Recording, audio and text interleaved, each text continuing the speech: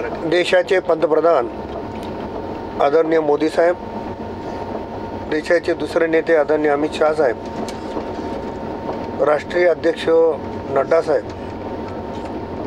राज्याचे नेते आदरणीय देवेंद्र फडणवीस साहेब, पक्षाचे अध्यक्ष बावनकुळे साहेब, केंद्रातल्या अन्य नेत्यांनी, राज्यातल्या अन्य नेत्यांनी माझ्यासारख्या सामान्य कार्यकर्त्यावर विश्वास व्यक्त करून दुसऱ्या वेळेस लोकसभेची उमेदवारी दिलेली आहे। मी मनापासून त्यांचे आभार व्यक्त करतो आणि मला खात्री आहे की त्यांनी जो माझ्यासारख्या कार्यकर्त्यावर विश्वास व्यक्त केला तो निश्चितपणानं नांदेडकर सार्थ केल्याशिवाय राहणार नाही।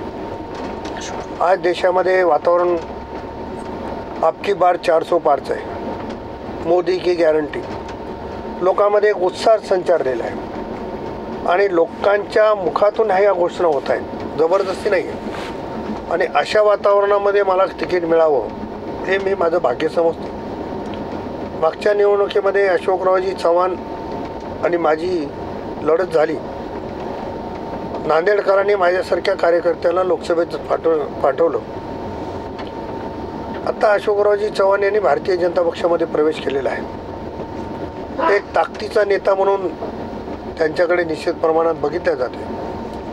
त्यामुळं त्यांची ताकद आणि भारतीय जनता पक्षाची पूर्वीची असलेली ताकद हे बघता नांदेडच काय पण महाराष्ट्रामध्ये मोठ्या प्रमाणात भारतीय जनता पक्ष, शिवसेना आणि राष्ट्रवादी काँग्रेस निवडून येईल याच्यामध्ये मला शंका नाही।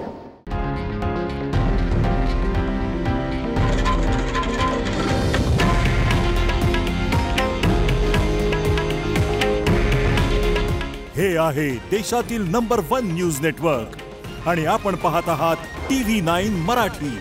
काळजी तुमची, हित महाराष्ट्राचं।